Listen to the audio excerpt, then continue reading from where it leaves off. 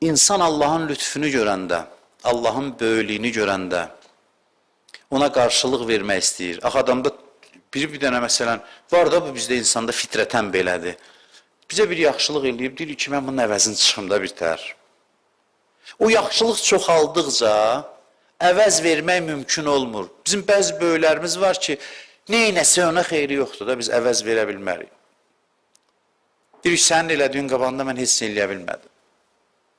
Allah övliyaları Allahla belə münasibət qurur, Allahın lütfünü görür və ona minnətdarlıq eləmək istəyəndə başlayır buna təşəkkür eləməyə Allaha. Axı, hər təşəkkürə görə Allah təzdən dönür buna təşəkkür eləyir, salır bunu xəcalətə. Bu ona minnətdarlıq eləmək istədikcə ibadət eləyir, itaət eləyir, dəridən qabıqdan çıxır və hər dəfədə Allah da əvəz verməyə başlayır. Qəribə bir şeydir, elə bizə bir böyük yaxşılıq eləyib. Biz kiçik bir yaxşılıq eləmək istəyirik ona. Hələ bu misal da düzgün deyil, amma yenə də başa düşmək üçün.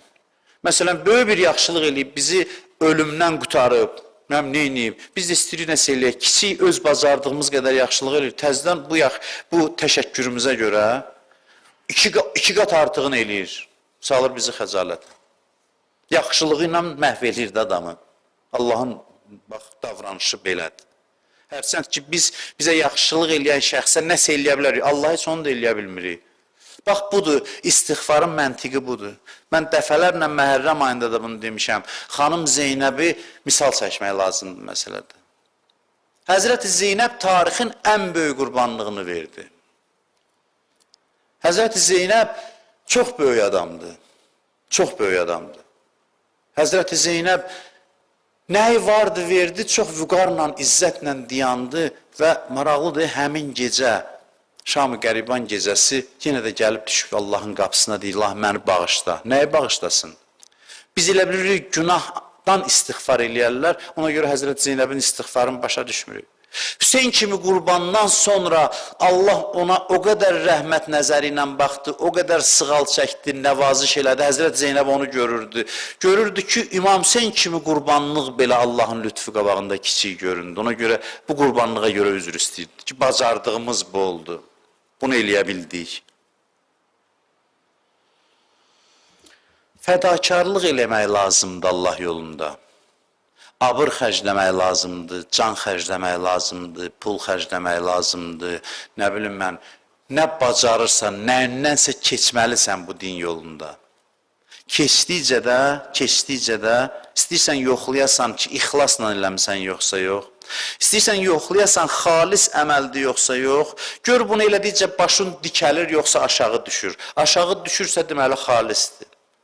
Borcluluq hissini artırsa, üzrxahlıq hissini artırsa, deməli əməlin xalisidir. Yox, içində vacib deyil fiziki mənada baş dikəlsin. İçində nəsə bir, məsələn, 5 nəfərin içində oturanda deyil, mən belə-belə xidmətlər eləyəndə sən yox idin. Bunun içdə də gəlsə, bil ki, heç nə eləməmsən sən.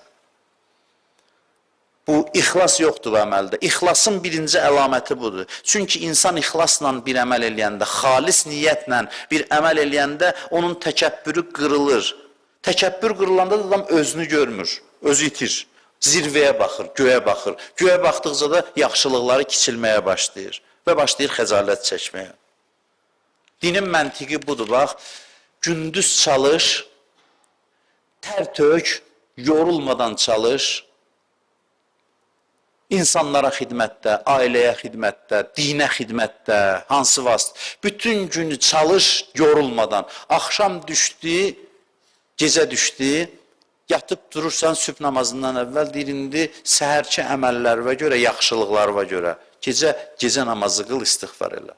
Gündüz çalış, axşam üzr istə. Gündüz çalış, axşam üzr istə. Budur istiğfarın mənası. Heç biz günahdan tövbə eləmirik, biz günahımızı elə eləyir üstündən keçirik ki, belə də olmalıdır. Cəmaat deyir ki, böyüklər deyir ki, mən bunu eləyə bildim, bunu bacardım.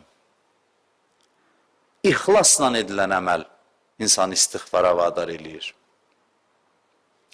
İxlas çox mühüm məsələdir, çox mühüm. Xalis niyyət çox mühüm məsələdir. Və bunu yadda saxlasın məni dinləyən insanlar. Kim ixlasla iş görsə, adətən onun haqqı ödənməyəcək cəmiyyət tərəfindən. Adətən o cəmiyyət tərəfindən nankörlük görəcək. Adət belədir, qayda belədir. Adətən ixlasla iş görən insanın qədrini bilməyəcəklər, dəyərini bilməyəcəklər. Baxın, bütün günü xalis niyyətlə cəmiyyətə, xalqa xidmət edən insanların vəziyyətinə baxın. Hansı cəmiyyətə ki, onlar xidmət edib, elə onlardan zərbə alıblar. Bu bir qaydadır. Gecə-gündüz təmənnasız xidmət elədiyi insanlardan, cəmiyyətdən, xalqdan zərbə alıblar. Qədirləri bilinməyib, qiymətləri verilməyib. Deyir, əleyhissalam quyu qazırdı. Tarixin faciəsi bir üstünədir. Dünyanı idarə eləmək potensialı, gücü olan bir şəxsiyyətdən o qədər istifadə eləmirdilər ki, əleyhissalam bütün dünyanı, bəşəriyyəti ağ günə çıxarda biləcək insandır. Görün, nə qədər nankörlüğün nəticəsi ki, əleyhissalam bağ salır, bağbanlıq eləyir, quyu qazır. Onu göstərir ki, cəmiyyət qədirdanlıq eləmədi, cəmiyyət qədrini bilmədi, dəyərləndirmədi. Gör, onu hara qaldıra bilərdi, hansı yerdə qərar verə bilərdi. Apardı evində, yəni dəyərləndirmədi, getdi, ümidin üzmədi, küsmədi heç kəsdən. Yenə əlindən gələn qədər nankörlara xidmət elədi. O nankörlük elədikcə bu xidmət edir. Bəs adamın ixlası harada yoxlanır? Ki, sən yaxşılıq elədikcə nankörlük görəsən. Düzdür, nankörlük eləyənlərin hesabı ağır olacaq. Heç şübhəsiz ki, ağır olacaq. Allah nankörləri sevmir. Allah nankör insanlarla ayrıca qiyamətdə mən düşünürəm ki, başqa cür davranacaq. Amma bunun sənə aidiyyəti yoxdur. Sənin xidmətin ixlaslandırsa, heç zərrə qədər sarsılmadan işini davam elə. İşini davam elə, kimdə nə danışır, danışsın, kimdə nə inir eləsin. Eləyiblər, eləyəcəklər, həmişə belə olub, tarix boyu belə olub.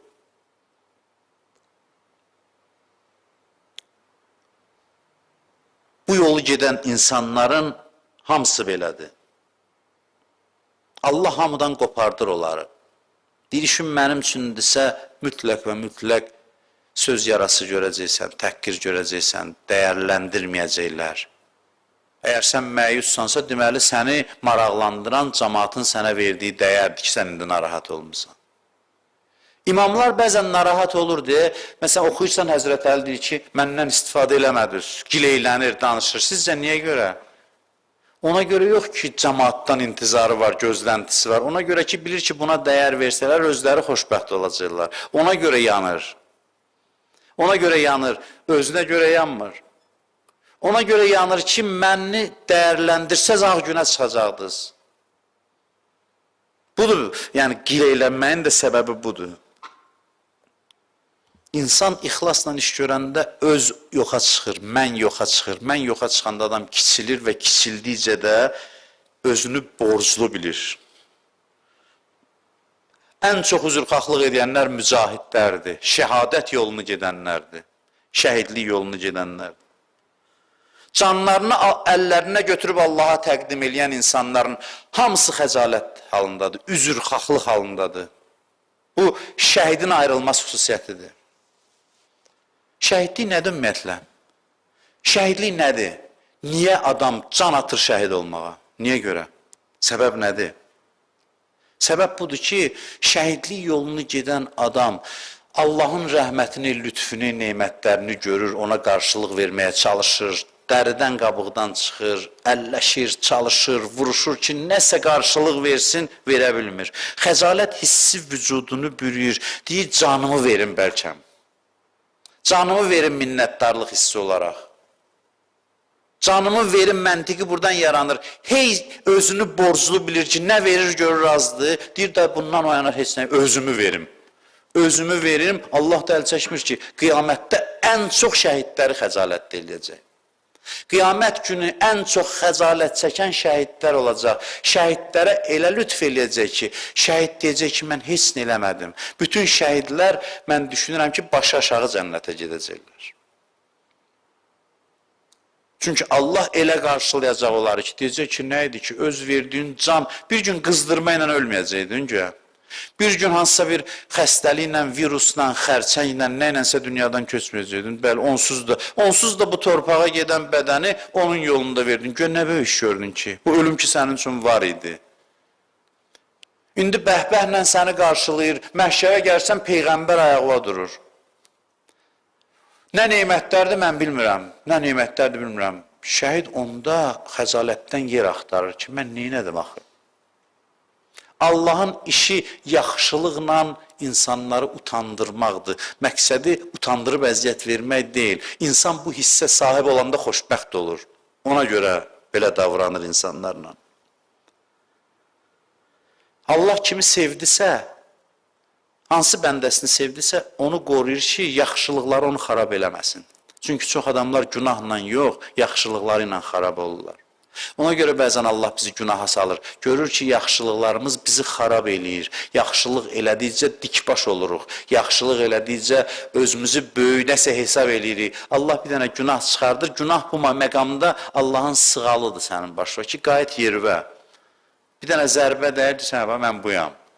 Əgər sən, hədis var belə, əgər sən özündən razı olmasaydın, hər hansı bir mömin, deyim, mömin günah eləməzdi.